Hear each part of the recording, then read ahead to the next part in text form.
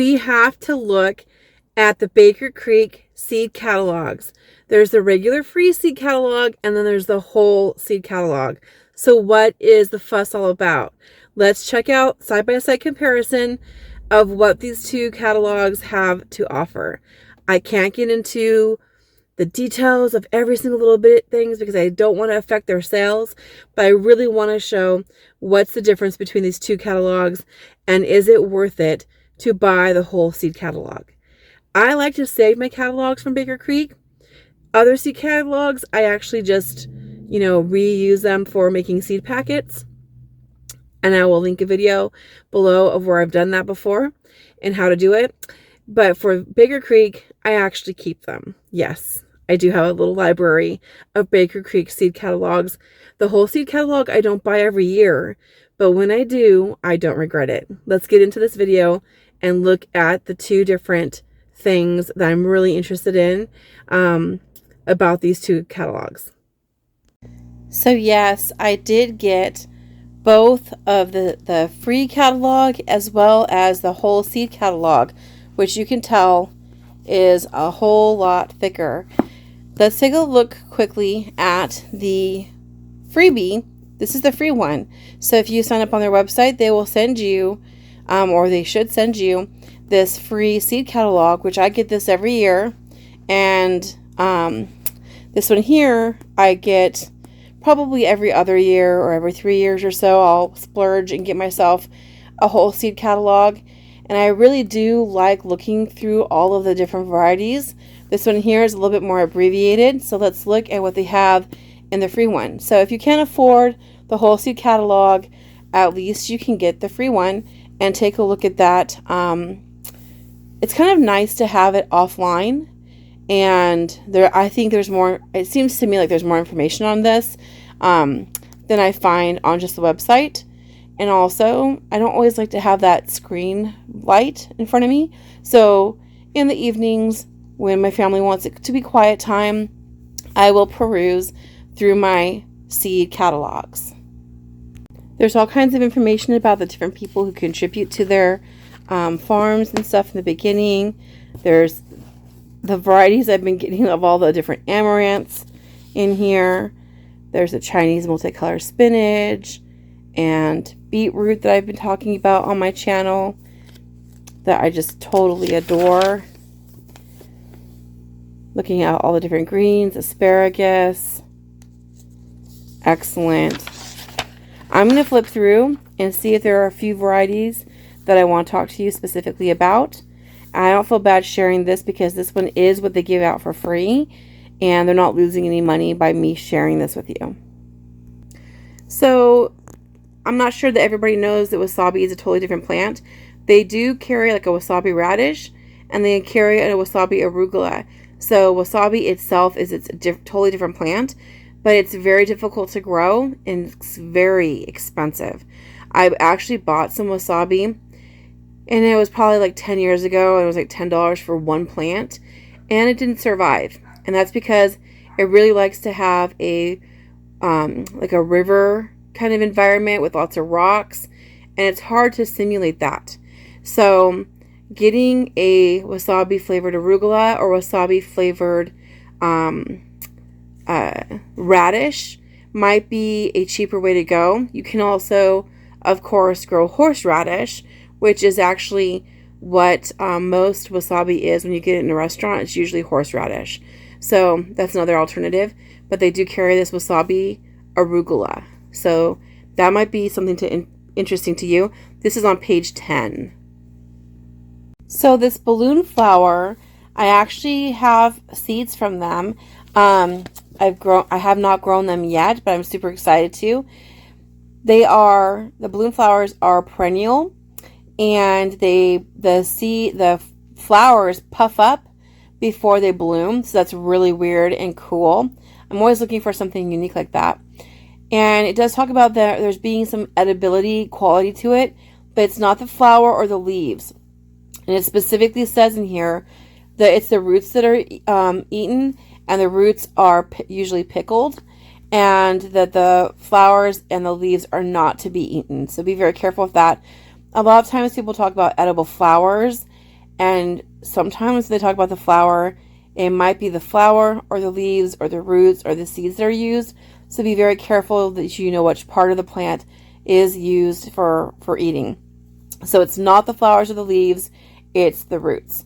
Now, that's kind of a bummer in one way, because if it's just the flower, if it's just the leaves that are edible, if you can pick leaves and then you could eat them and then you still have flowers and roots. If it's just the flowers that are edible, you could pick some flowers, and then you still have some left. Or if you pick some, they'll grow more, right? But if it's the roots that are edible, then if you eat the roots, your plant is gone. And we're talking about perennials, right? Perennials grow back every year if the roots are still alive. Now, it does say that they self-sow sometimes, which means they do produce enough seeds, scatter their seeds, and then those can grow for you like volunteers, right? So in a way, that could be like having a perennial, sort of. So I don't think I knew there was the roots that were edible before. So it's the roots, not the leaves, not the flowers. Do not eat the flowers. Do not eat the leaves. Make sure you read all of the information that you get. That's one of the reasons I'm really glad I got this catalog, because what are the chances are that you're going to go back to the online resources and read them again?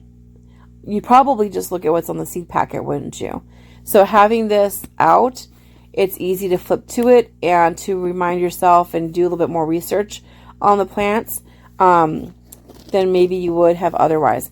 But I'm still really excited that I got the flowers, and I will definitely plant them, and I will try to save seeds from them so that I can propagate more and more and more.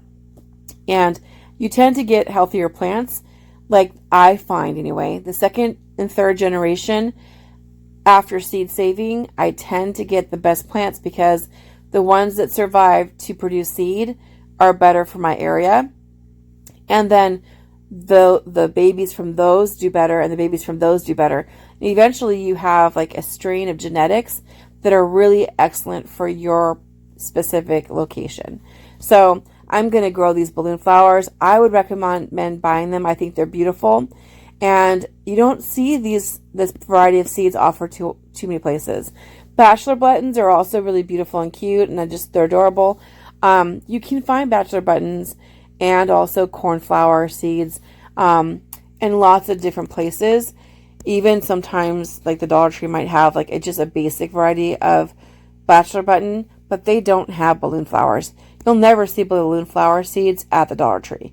So if you're going to buy something from Baker Creek and you're not used to buying seeds from them, try to buy something that you can't get at Home Depot or the Dollar Tree or something like that. And balloon flowers definitely makes my list.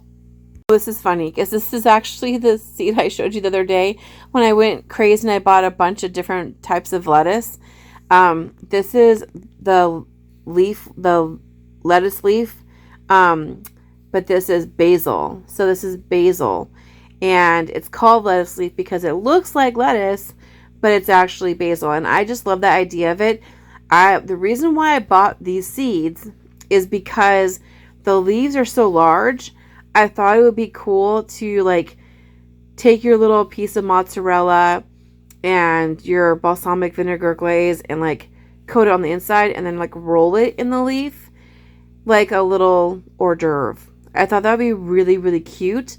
So you could actually use this to roll around something. Instead of putting the herbs on the inside, I'm using the herbs on the outside, which I thought would be kind of clever. I'm sure I'm not the only one who thought of that, but I thought that would be a really great use of this type of lettuce, or lettuce leaf basil. Isn't that awesome? I wonder how similarly, if it tastes the same as like Genovese or sweet basil, because I definitely love those varieties. Blue spice basil. Some people, I can't speak today, but okay. Some people love blue spice basil and some hate it. I love it. It's very aromatic, a little bit perfumey, but I don't know, it's kind of got a little hint of anise or licorice to it, but it's not overly powerful. Like, I don't really like licorice per se, but I love blue spice basil. And it does kind of, to me anyways, have a little bit of an undertone of that. On here it says it has a heavy fragrance with spicy vanilla overtones. And I could see it being good for both savory and fruity stuff as well. It smells fabulous. Like, I don't know. It's kind of like mint and basil and licorice had a baby. And it's just really something special and different. So if you're like culinarily curious, that does taste really good. What's crazy though, a long time ago, I'm almost certain Baker Creek gave me some blue spice basil for free once on the same order that I actually ordered it. So I got a little bit extra, and I'm not mad about that either, because it is just so tasty.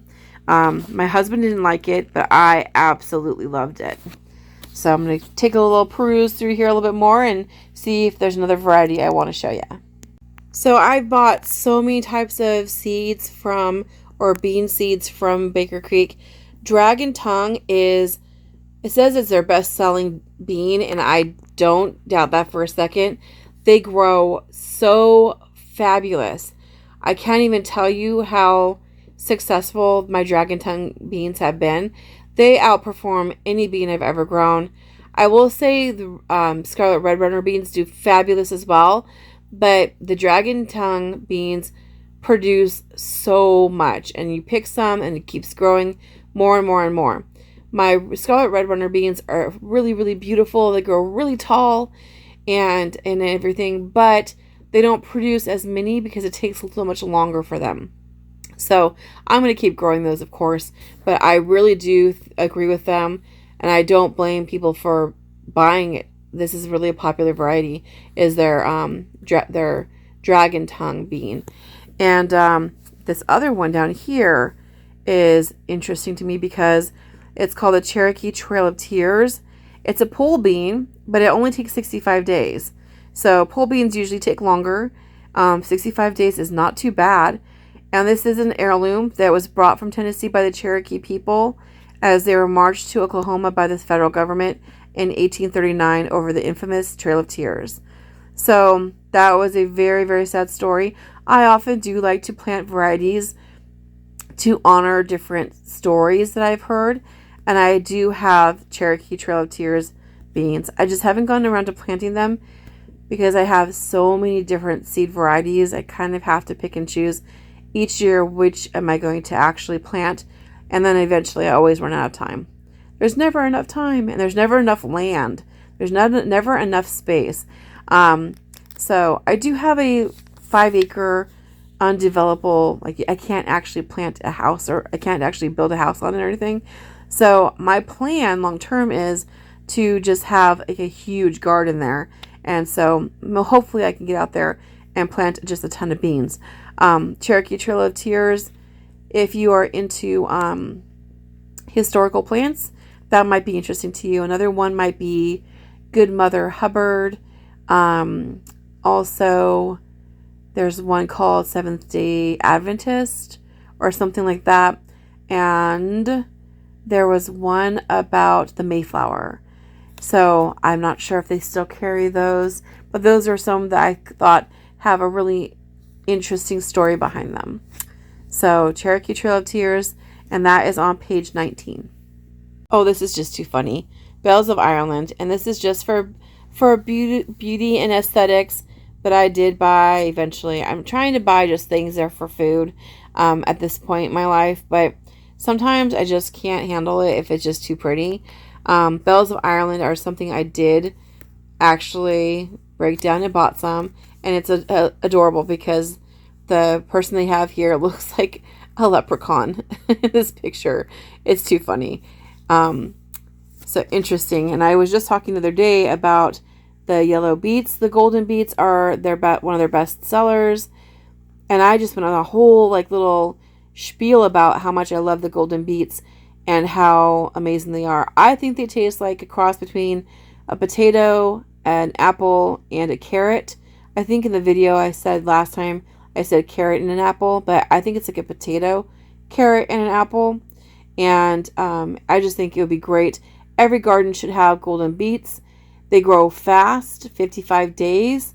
And if thinking about the Hungry Gap, which is a time period where there's not as much food being produced, it's a time between when you run out of your saved up food and when the first crops can be harvested.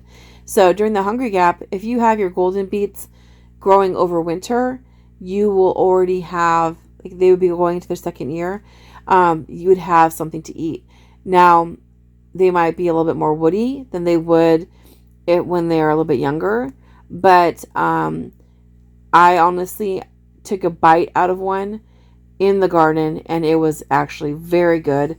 And that was even raw. So I think it's worth giving those a try if you haven't already. They have lots of different varieties of beets as well. And you've got some pretty stuff and interesting foliage mixed into the whole deal here. So, and again, this is actually, let me see what page it is. Page 24 and page 25.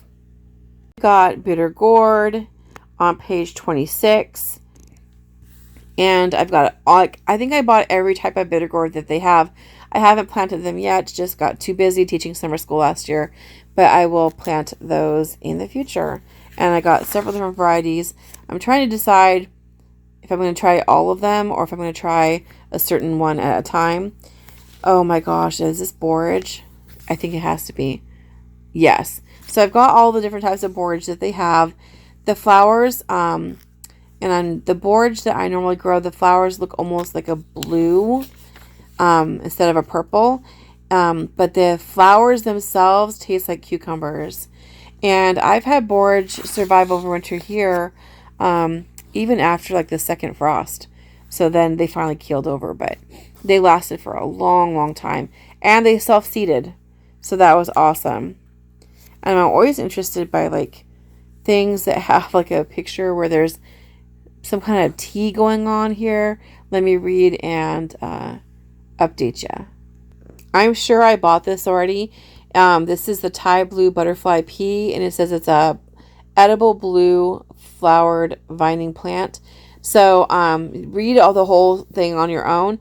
But I did buy it, and I'm always looking for when I see a cup, or like something that kind of goes, oh, there must be something edible about this. Make sure you read it in its entirety. But it does say it makes a natural food dye. And what I really like about it is that it says that it makes a soothing tea to calm the nerves. I definitely need that after a long day teaching. For sure, I get a little stressed out. So that I really like. So it sounds more like even like a medicinal. So very, very nice. And that is on page 31 of the free seed catalog. A lot of varieties that are like really large things, like the really large cabbages and stuff like that. Giant of something, giant of anything. If you go to their website and just type in the word giant, you're going to find a lot of different varieties of different types of plants that are really just huge. I often will search for a keyword like giant or prolific or perennial or things like that and come up with a lot of things that really are narrowed down on my search. One thing I wanted to kind of point out is that if you're concerned about food security, then you don't want to go for the things that produce tiny little cute itsy bitsy gourmet culinary things. You want to go for the big stuff, things that are going to produce a large crop, things that are cut and come again, things that have a short harvest, short time from the time you plant the seeds to the time you harvest it. You want things that have a lot of, that really pack a nutritional punch, have lots of antioxidants, and yes, even carbohydrates. You want foods that have lots of carbs and lots of fat. It's hard to get fat on a vegetable diet. So you want to have whatever you can that can pack some carbohydrates, fats, and proteins, which is difficult just eating plant food. So you want to look, and one thing I would recommend growing is purslane. Haven't seen that yet in here. But I did buy a relative of purslane recently. If I can think of the name of it, I will pop a little thing somewhere over here that tells you what variety it is. But I did find that they had a relative of purslane on their website that I recently purchased that I had not grown before. If you buy a more sophisticated purslane, like a more cultivated variety, they'll be standing more upright, which is kind of nice. The weedy type of purslane is also edible, and it's just like sprawling on the ground. And either are very good. They're very, very tasty. And they also have omega-3 fatty acids, which is very healthy. And lots, oh, this is so pretty. I love that. Lots of beautiful things. And that's on page, this is on page 40. If you want to check that out. Asian, I always feel like I don't say it right. It's coxcomb. Celosia, something like that. Coxcomb, it's gorgeous. Lots of beautiful pictures. I have so many different chamomiles. This one here says it's native to the Middle East. Everything's native to somewhere, right? That looks beautiful. You know, I think I've got like the German chamomile and the Roman chamomile. Do you have a preference of what kind of chamomile? What kind of chamomile do you like the best? Does it matter? I don't know. Lots of different kinds of edible and medicinal flowers. Love it. Talking about edible flowers, chives. So the common chive. I actually did, I guess you'd call it a landrace. I didn't know it was, I was doing that at the time.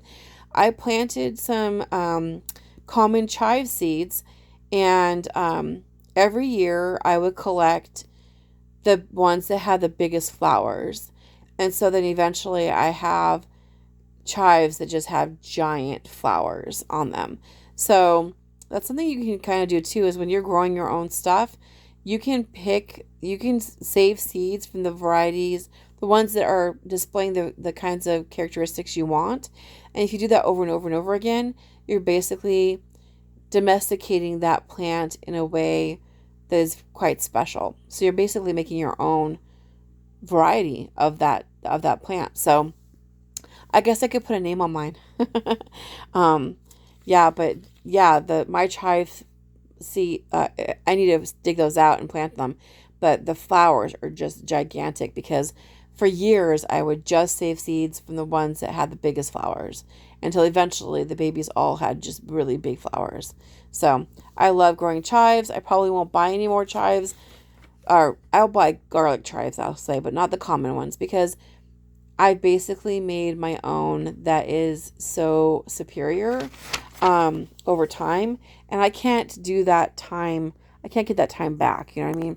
So I'm gonna definitely keep that going and pass those seeds on to my family. My little inheritance will be seeds. Hopefully they appreciate that.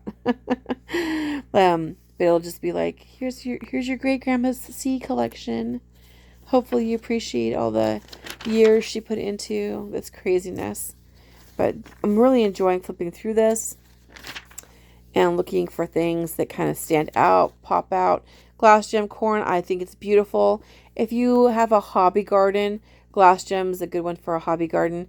I personally think I'd go for something that's more robust, a larger kernel, a larger cob, maybe a variety that has multiple ears per stalk, because they take up as much ground space as a traditional variety, but the plants are much smaller and the ears are much smaller. They're really pretty and great for like fun. Like a children's garden would be really cute. They don't grow as tall either, so that's kind of nice if it's for little kids. But I'm at this point, I'm trying to grow for survival as well as the aesthetics and enjoyment. So I'm going to be growing I'm going to be really picky, basically, to make sure that the space that I have is filled up with the most prolific, abundant crops I can possibly squeeze in. Because I really do feel like there's going to be food shortages in the future. And also, corn is almost all GMO. If you go to the grocery store, everything is GMO. I mean, I put a video up a while back about like when I was looking at all the packages of tortilla shells trying to make Taco Tuesday, and I had to eventually settle on one. It didn't say like non-GMO, but I settled on just tostadas from Mexico because they supposedly aren't allowing GMO for their corn. So, also like cucamelon, adorable, love it for a children's garden. If you are short on space and on time, I wouldn't grow it, just because you don't get that much. I mean, I had a whole cucamelon vine and I had like one cucamelon. It was super adorable, and I think I posted it with a toy action figure or something because it was so hilarious. But I'm glad I did it. I'm glad I had a good time. But I want to grow, Armenian cucumbers. I want to grow things that are going to give me just a ton of food. These are adorable. I love that. Also, like, I'm gonna grow these again. The white and pink dandelions. I've got seeds. I planted them both. I never saw any pink dandelions. Wait, hold on. I saw one pink dandelion, I think, and a couple white dandelions, and they did not self-seed. So either the birds ate the seeds too fast or whatever, but the regular common dandelions, they're everywhere and they're useful. So I'm going to let those keep going. And neighbors, sorry about that. But I am going to be trying to grow some of the Italian dandelion. And I will use the seeds I have, and I don't regret buying these varieties, but just know that they don't self-seed the same way that the weedy types do. The weedy types are weedy for a reason. They're really good at spreading their seed. Hence the name weed. But I love them all. I honestly, if I had all the time and space in the world, I would plant everything. I'd be careful about things that are toxic. I love dill. My youngest son, will just stand in the garden eating dill. It's amazing. I love echinacea. It's so beautiful. Haven't used it for medicinal purposes yet. I mean, I've used it like from things that are like over the counter, but I haven't made my own. I will. I have lots of plans, lots of good things planned. Just gotta make the time to do it, right? What is this? Let's check this one out. So you can find a lot of information about the black goji berries on page 66 of the free seed catalog. I'm excited about the information, and I'm going to read more of it on my own. But I did buy this seed variety. I mean, it's going to be kind of hard to find a seed variety I haven't bought already, to be honest. Oh, if you haven't grown the Aunt Molly's ground cherries, they are amazing. Now, some people, this lady said she made a pie out of it. Maybe she saw something like this. She made a pie out of it, and she said it was disgusting. I don't know why somebody would waste that many ground cherries on trying to make a pie. That sounds nasty. I just eat them fresh out of the garden. They drop the little seed pods on the ground, the little lanterns. It looks like a tiny tomato plant, basically. And they drop these little lanterns onto the ground. That's how you know when they're ripe. They have to be yellow, not green. If they're green, they're toxic. And if you pick them off, they're probably all going to be green. So you wait for them to fall down. And then if they're totally ripe, they're yellow. They taste like a pineapple and a tomato had a baby. But I know that sounds kind of weird, but it's so good. I think that would be great as a salsa, which it looks like maybe they think the same thing. I've frequently said I don't ever get enough to make a salsa because I eat them as soon as they start dropping. I'm like, yum, yum, yum, yum. It's like a free little snack in the garden while I'm working. It's my little reward. But if I could have some self-control, I would make a mango salsa instead of mango because I'm allergic. So I would make this into like a mango salsa. Yum, yum. That would be amazing. I would not make it into a pie. Please don't do that. That's just, no. I'm sorry if you like that kind of thing, but yeah, it doesn't taste that good. Just personally speaking, from my personal experience. So I would not think of it as a dessert. I think of it as like a salsa or like an hors d'oeuvre or like just for fresh eating. I can't imagine wanting to waste that many because you'd have to have a lot to make a pie anyway. So why? What do we have here? Oh, the Schwarzenberry, and I did buy that too. Got that. Haven't grown it yet. I'm mostly talking about the ones I haven't grown yet because the ones I have grown, I'm just like I've done this so many times that it's like it's kind of boring. But then the ones that are exciting and new, I haven't tried them yet. Those are the ones I tend to talk about the most. I don't know why. Like kohlrabi, that's beautiful. Oh, these are pretty flowers. Those are nice. Pretty. But you know what? Onions produce really beautiful flowers, and chives produce beautiful flowers. Like, I don't know why more people don't grow edibles like that and just grow them for eating. They're amazing. So I would lemongrass is so good. And I've got seeds for that as well.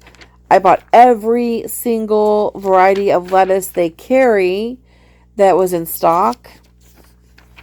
And you want to grow marigolds in every garden you have.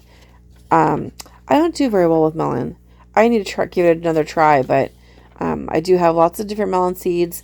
And for some reason, I don't know if it's me or my climate or my soil or what it is, but melons don't do well for me. I do great with squash and herbs and all kinds of leafy greens. If you want to know the secret to growing melons, you're going to have to find another channel. Maybe somebody else has excellent ideas about them. I think they probably need a lot of organic matter. I think maybe I don't give them enough. But to me, I think squash and melons should have the same requirements, but haven't nailed that down. I've grown this world's smallest okra plants. I'm still trying out different varieties of okra to see what I just bought that one variety that's really long. When I do a seed video in the future, I'll have to show it to you. I haven't received it yet. I do have some other seed packets I want to talk to you guys about on another video soon. But I did recently get convinced by one of their little marketing ploys. I bought one of the other okra varieties. I like fried okra. It's so good.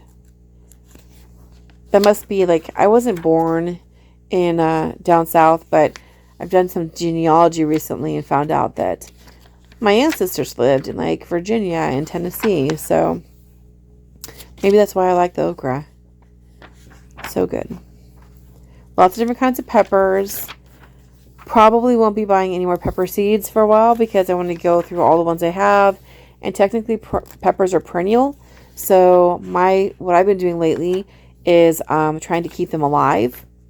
And so at the end of every summer, I've been bringing different pepper plants inside and seeing if I can get them to survive to the next year. And so I had I don't think it was something from Baker Creek, but I had a really spicy Thai. It was supposed to be a Thai pepper, but I don't think it was. I bought it from somebody in the neighborhood, and I kept it alive for 3 years. So it can be done. It can be done.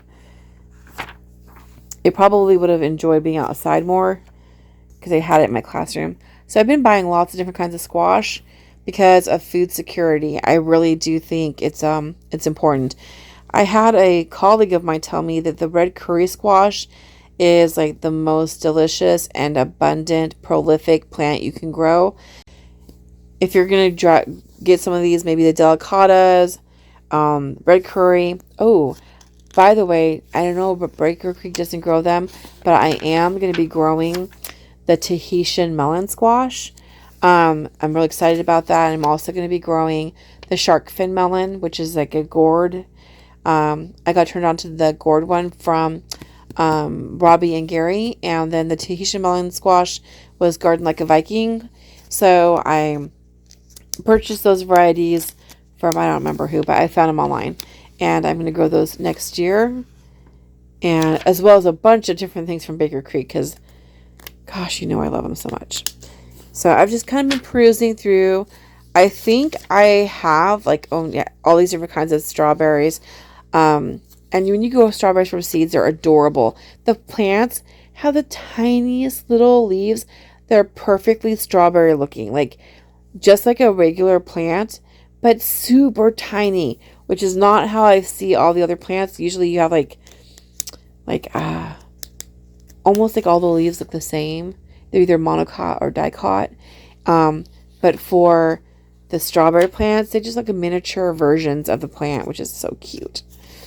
And then they eventually get bigger, but it's super cute to grow them from seed, which most people I don't think grow strawberries from seed. So if you've grown strawberries from seed before, pop a comment below and let me know what your experience was.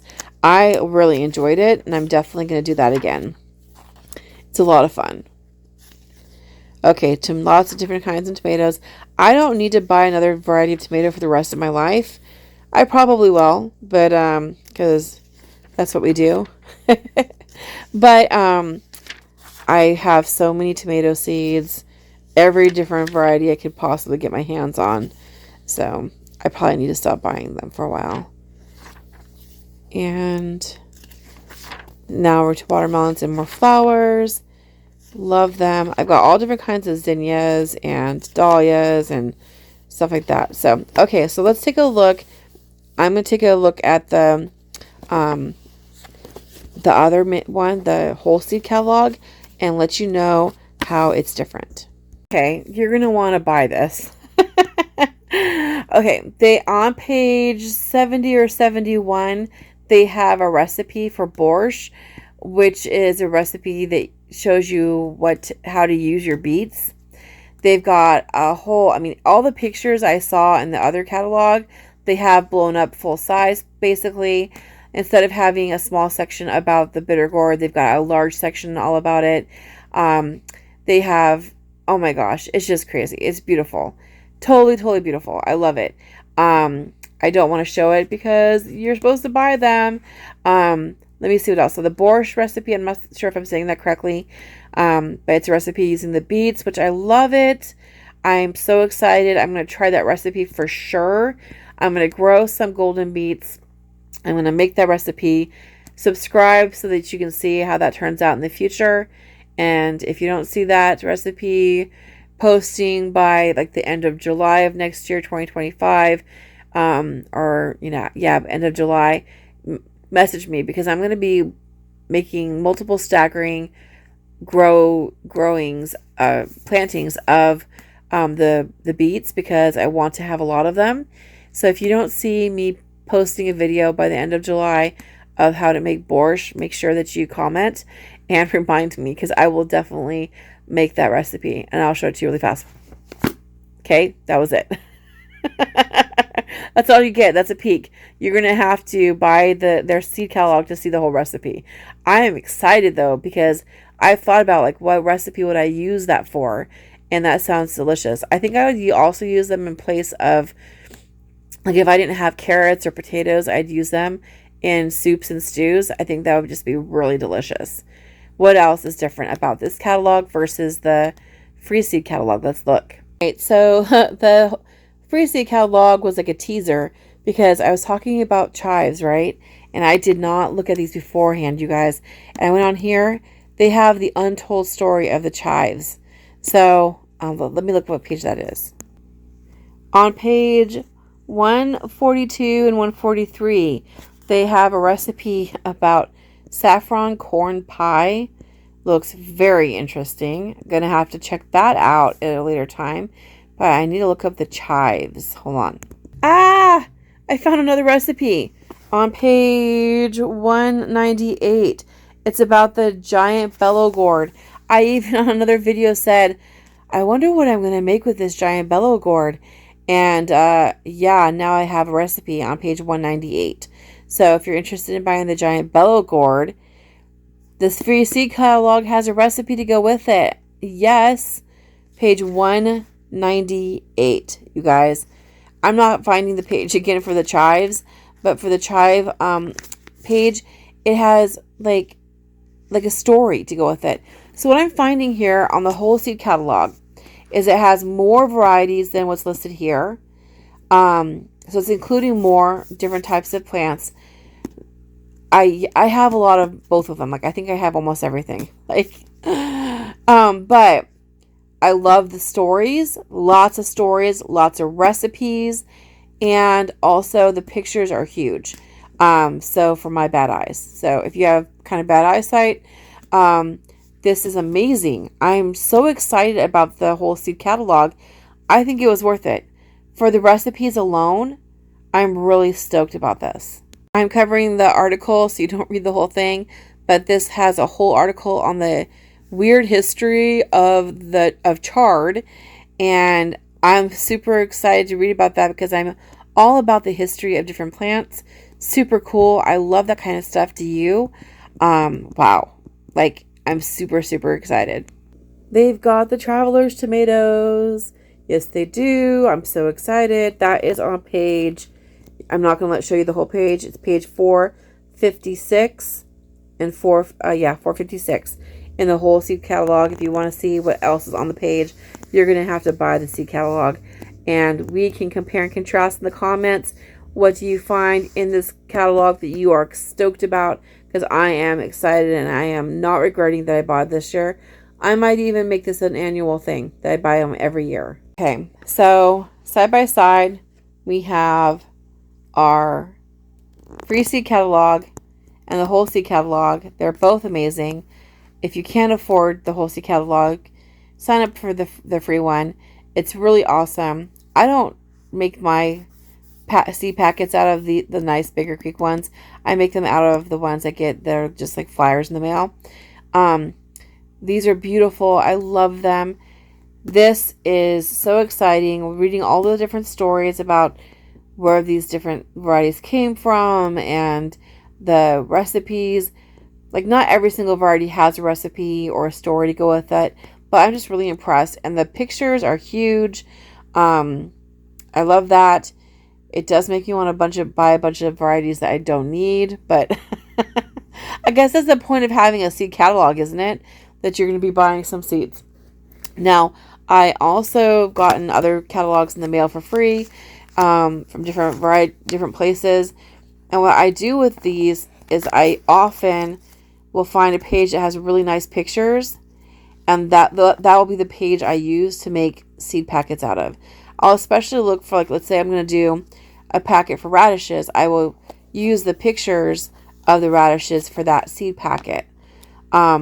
These pages are pretty thin, so when I'm making seed packets out of them, one thing I thought about for doing this year is like to use like white printer paper and like kind of like not decoupage it, kind of like that, just but you can do it with just the paper.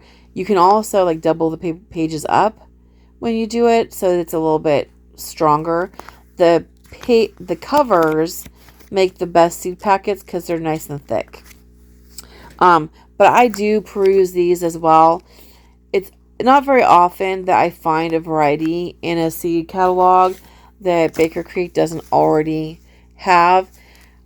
These larger ones here, there's like 3 or 4 companies that have different names that I looked up their addresses, and they're all like on the same street. So I kind of feel like, and the pictures are all the same, just in different orders. One year I did buy a bunch of plants. I bought a bunch of trees from them, and it didn't turn out horrible. So I'll just put it that way. It wasn't bad. I didn't have a bad experience. They were the cheapest plants I ever got. Now the prices have all gone up. But they were all bare root and not labeled very well and stuff like that. But I would do it again if I was like really hard pressed for money. But I do kind of think it's weird that there's several companies that have like the same street address. So have you ever bought from this one? I haven't bought from them specifically, but the flyer, like the material is the same. The pictures are the same. It's like the same size. And the same address as another company that I've purchased from before. One thing I wanted to mention too is that I subscribe to Mother Earth News, and I think my dad, when he was alive, he passed away recently. Very sad. But when he was alive, he did subscribe to Mother Earth News, and it's a funny story because my mom told me that he he read an article about worms liking coffee grounds. So he bought coffee grounds and he threw the worms in it and killed all the worms.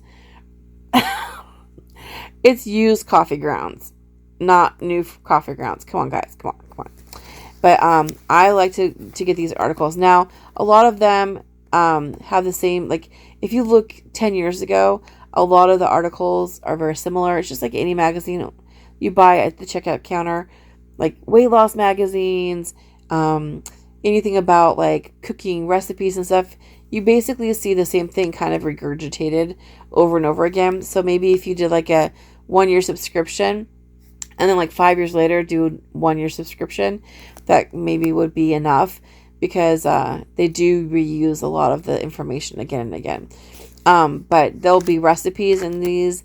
There's advertisements and stuff of things that if you're trying to live off grid, and different types of equipment you might want to get, or stories and stuff like that. They also have stuff online. They have a bunch of their articles from a long time ago posted online. So if you're not up to purchasing a magazine, you could access some of that content. It's out there. On my next video, I'm going to unpackage a few little packages I have about seeds I have ordered. If you want to see that, click like, subscribe, and it will be coming out soon. So you are probably getting a lot of these things in the mail. If you are a gardener, probably getting a lot of these different catalogs. And you might wonder why in the world would you buy a catalog if you get them sent to you for free? So all the other catalogs I get in the mail, they usually don't have recipes. They usually don't have stories. They have the run-of-the-mill. It's the same varieties of squash, the same varieties of radishes, the same varieties of tomatoes. If you look at them side by side, they're all the same. Baker Creek is special. They have all different kinds of unique varieties and stories to go with them. And I'm all about that. I think that's really, really amazing. So if you like this video, comment, like, subscribe, share, all that jazz. And you know what I like to say at the end of all my videos? Be good, be sweet, and grow a garden if you want to eat. I'll see you next time.